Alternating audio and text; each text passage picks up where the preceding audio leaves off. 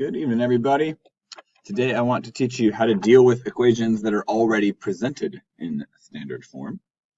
So please open that math notebook and make this the title on your next free page. You've done that. Clear out those distractions, close up that notebook, give me that concentration, and here we go. We've dealt a long time with equations presented in this slope-intercept form. Slope-intercept form is so nice because you can just look at the equation, find your slope, find your y-intercept. That's why it's even called that. This all together. Though that's okay. I don't want to imply that you can't do it that way. Totally fine to keep making your ordered pairs and make the graph. But we also did find out you could shortcut it by just going to your y-intercept and then creating a slope of -3, down 3. And so it was kind of a quicker way to make the graph, and that's what makes that form really nice when it's in standard form, or I'm sorry, slope-intercept form. But sometimes we're presented with equations that are not in slope-intercept form, and as you'll recall, this form here is called standard form. In standard form, the x and the y's are together on one side. Y might have a coefficient 2, and then the constant is over here on the other side. And standard form, anything about what the graph's going to look like. We can't just say that's the slope because it's not in slope-intercept form, and that it actually will not end up being the slope. We can't say that's the y-intercept because it's not in slope-intercept form, and that actually won't end up being the y-intercept. So when we have an equation presented in standard form, it's not so straightforward how to do this or how to do this. And so today I want to teach you how to deal with equations when they're given in standard form rather than slope-intercept form. Just to give some idea of where these come from, they come from situations kind of like this. Tom's Mom has $24 to spend on games and rides at the carnival. Games cost $2, rides cost $3. So games we would use maybe X, rides we would do maybe Y. So $2 times however many games she plays, plus $3 times however many rides she rides, add up to $24. So it's kind of like how many games, how many rides. It's usually that. It's like two things cost different prices, and here's how much money you have to spend on them. That typically is where you get a standard form equation, right? And that's it. So she, I guess what if she played one game, that would be $2. Which will be 22. Can't make that work. Sorry, I was looking for an easy example. And there's not one, so I'll skip that. But anyway, that's what you do. Like, okay, 2 games and 5 rides. Does that make $24? Probably not, unless I got really lucky. No, that makes $19.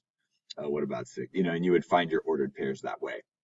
But what I'm going to encourage you to do, if you get an equation presented in standard form, the best thing to do is to change it into slope-intercept form. So yesterday, we changed from slope-intercept form to standard. Today, I'm going to encourage you to change back. So 2x plus 3y equals 24. Let's look into just changing that into slope-intercept form. That would be a whole lot easier. Oops, wrong button. So if I've got 2x plus 3y, go away, equals 24. I would like to change that into slope-intercept form. Remember, slope-intercept form, y is going to be alone on its own side. Right, so if I look into using, let's say, the inverse operation strategy, what I really want to do is get y all situated by itself on one side. So the first thing I'd like to do is move these over there, which I, of course, can't do like that. But what I can do is get them away from y's side. The inverse of adding 2x is subtracting 2x. So then I can kind of take those away on that side, subtract 2x, and now I don't have the x's anymore. Pretty good. I almost look like I'm in slope-intercept form already just by doing that, but I'm not yet. I have 3y, and you'll remember in slope-intercept form I have to have just y. So in order to do that, the inverse of multiplying by 3 is dividing by 3. And if I'm going to divide everything on this side by 3, I also have to divide everything on this side by 3. So 3y divided by 3, that's just going to give me my y equals. That's what I'm looking for. 24 divided by 3 is 8. 2x divided by 3, 2 divided by 3 doesn't come out to an integer, so I'm just going to leave it as 2 divided by 3. And now, ta-da, look, I'm in slope-intercept form, and it wasn't that bad. So all I really have to do is rearrange my equation, and now I've got a slope-intercept form equation, y equals 8 minus 2/3 x. 2/3 x. And remember, these are the same equation. All I did was rearrange. So these would have the same solution. So if I want to graph this, I can just graph this. And I've got what I need. So the key is to change your standard form equation into a slope-intercept form equation. And voila. Let's do one together. Oops, sorry, I left Tom description from the last one. So let's deal with this equation that's in standard form. I would either like to do this, or I would like to do this. Somehow I want to represent it in a graphical form or ordered pair form. This is not even terribly easy to do. You're like, okay, if I choose 6 for x, what's y? Still takes a lot of work to figure out. So what I like to do here is just change this to slope-intercept form. I'll just write SI form. That's really the easiest way to handle it, is just to change it. So I'm going to write it again on the next page. Negative 4x minus 2y is 16.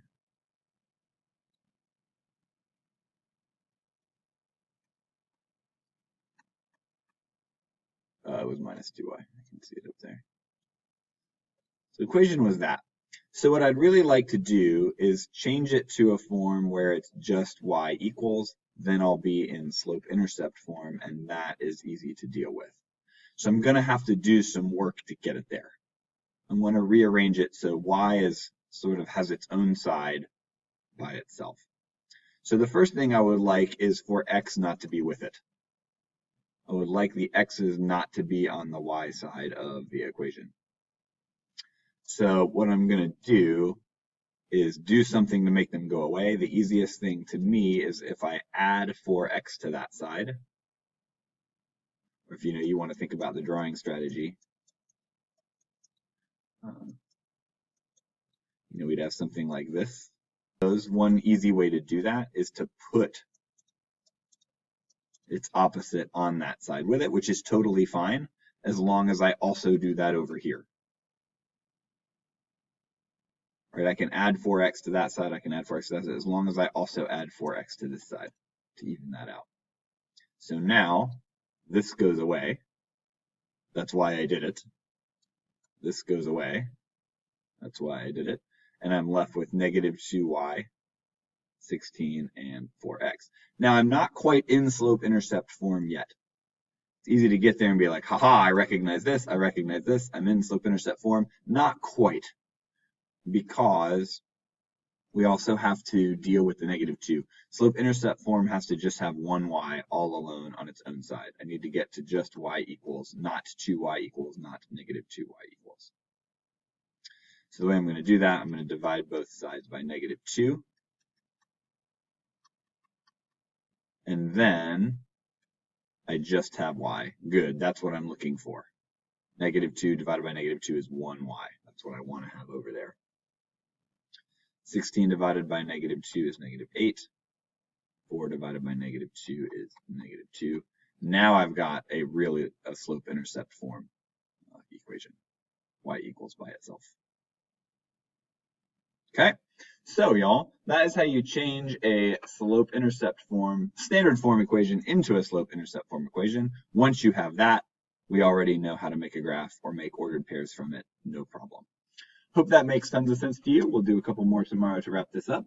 If you need to give this another look, please do, and I will see you tomorrow.